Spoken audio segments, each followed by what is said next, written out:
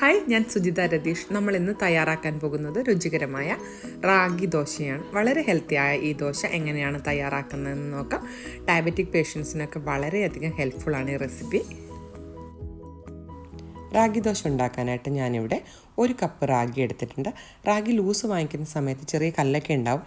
അതൊക്കെ പെറുക്കി കളഞ്ഞതിന് ശേഷം വേണം നമ്മൾ സോക്ക് ചെയ്യാനായിട്ട് വെക്കാൻ കേട്ടോ. ഇത് നമുക്കൊരു പാത്രത്തിലേക്ക് ഇട്ട് കൊടുക്കാം. ഇതിലേക്ക് നമുക്ക് ഒരു 3/4 കപ്പ് ഉഴുന്ന് ചേർത്ത് കൊടുക്കാം.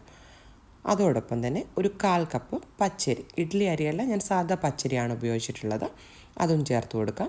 ഇനി നമുക്ക് ആവശ്യമായിട്ടുള്ളത് ഒരു 1/2 ടീസ്പൂൺ ഉലുവയാണ്.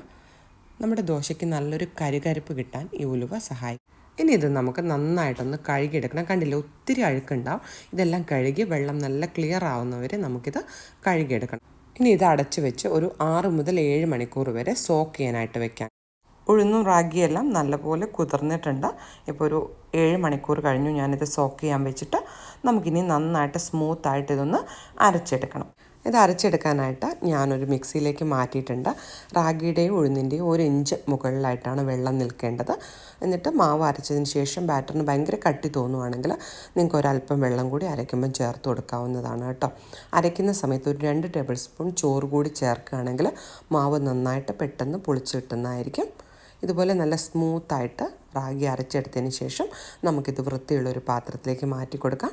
അരയ്ക്കുമ്പം പ്രത്യേകം ശ്രദ്ധിക്കുക, മിക്സിയിലാണ് അരയ്ക്കുന്നതെങ്കിൽ ബാച്ചായിട്ട് അരച്ചെടുക്കുക. അല്ലെങ്കിൽ നിങ്ങളുടെ മാവ് പെട്ടെന്ന്, റാഗി അരയാൻ കുറച്ച് പ്രയാസമാണ്, അതുകൊണ്ട് പെട്ടെന്ന് മാവ് ചൂടാവും. അപ്പോൾ കുറച്ചായിട്ട് അരച്ചെടുക്കുക.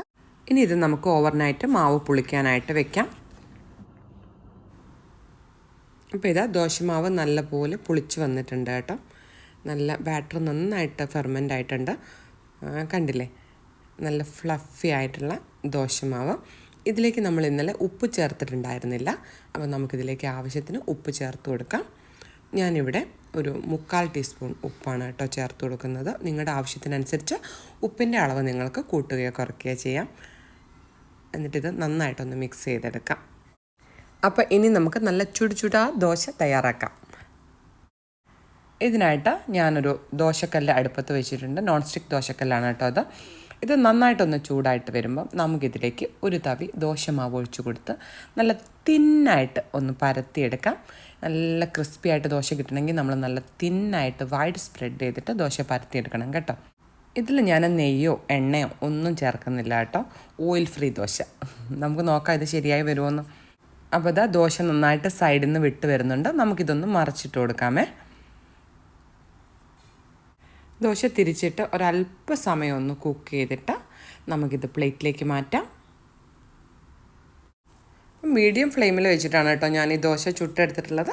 അപ്പോൾ ഇതാ കണ്ടില്ലേ, നല്ല കരിപ്പുള്ള നമ്മൾ റെസ്റ്റോറൻറ്റ് സ്റ്റൈലിൽ അതേ ക്വാളിറ്റിയിൽ നമ്മുടെ ദോശ റെഡിയായി കിട്ടിയിട്ടുണ്ട്. എല്ലാവരും ട്രൈ ചെയ്ത് നോക്കുക കേട്ടോ. ഇനി നിങ്ങൾക്ക് ഓയിലൊക്കെ ചേർത്ത് നെയ്യൊക്കെ ചേർത്ത് ദോശ തയ്യാറാക്കണമെങ്കിൽ അങ്ങനെയും തയ്യാറാക്കാം.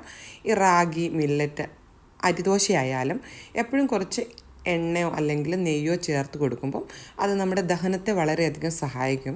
പക്ഷേ ചിലർക്ക് ഓയിൽ ഒട്ടും പറ്റാത്ത ആളുകൾ, കൊളസ്ട്രോളുള്ള ആളുകളൊക്കെ ആണെങ്കിൽ ഇതുപോലെ ഓയിലില്ലാതെയും നമുക്ക് ദോശ ഉണ്ടാക്കാം. ഇതിപ്പോൾ ഓയിൽ ചേർത്ത് എങ്ങനെ ഉണ്ടാക്കുന്നത് നോക്കാം. ദോശ നന്നായിട്ടൊന്ന് പരത്തി ഇച്ചിരി ഒന്ന് കുക്കായി വരുമ്പോൾ നമുക്കതിൻ്റെ വശങ്ങളിലും സെൻറ്ററിലും ഒക്കെ ആയിട്ട് കുറച്ച് എണ്ണ തടവി കൊടുക്കാം, അല്ലെങ്കിൽ നെയ്യ് തടവി കൊടുക്കാം.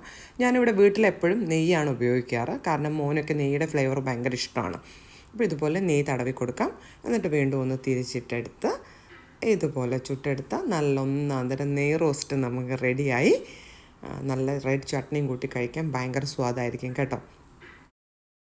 ഇനി നമുക്ക് ചെറിയ കുട്ടി ദോശ ഈ ബാറ്റർ കൊണ്ട് എങ്ങനെ ഉണ്ടാക്കുന്നത് നോക്കാം. ഇതുപോലെ ഒരു ലാഡിൽ ദോശ നമ്മുടെ ദോശക്കല്ലിൽ ചെറുതായിട്ടൊന്ന് സ്പ്രെഡ് ചെയ്ത് കൊടുക്കുക. ഭയങ്കര വൈഡായിട്ട് സ്പ്രെഡ് ചെയ്യേണ്ട, കുറച്ച് കട്ടിയിലൊന്ന് സ്പ്രെഡ് ചെയ്യുക. എന്നിട്ട് ഫ്ലെയിം കുറച്ച് കൂട്ടിയിടണം ഈ ദോശയ്ക്ക് കേട്ടോ. എന്നിട്ട് നല്ല ഇതുപോലെ ഒരു മൂടി കൊണ്ട് നന്നായിട്ടൊന്ന് അടച്ച് വെക്കുക. അതുകൊണ്ടോ ദോശ നന്നായിട്ട് കുക്കായി വന്നിട്ടുണ്ട്. ഇനി ഇതിൽ ആവശ്യത്തിന് നെയ്യ് ഇതുപോലെ തടവി കൊടുക്കുക. നെയ്യ് ചേർക്കാതെയും ചെയ്യാം. നെയ്യ് വേണ്ടവർക്ക് അത്യാവശ്യം ഒന്ന് നെയ്യ് തടവി കൊടുത്ത് ഒന്ന് തിരിച്ചിട്ട് കുക്ക് ചെയ്തെടുക്കാം. എന്നിട്ട് ആസ് യൂഷ്വൽ നല്ല ചട്നിയുടെ കൂടെ കഴിക്കാം. അപ്പം നമ്മുടെ ദോശ ഉണ്ടാക്കുന്ന എല്ലാവർക്കും മനസ്സിലായെന്ന് കരുതുന്നു. വീണ്ടും ഒരു നല്ല റെസിപ്പിയായിട്ട് കാണുന്നവരേക്കും ബൈ ബൈ.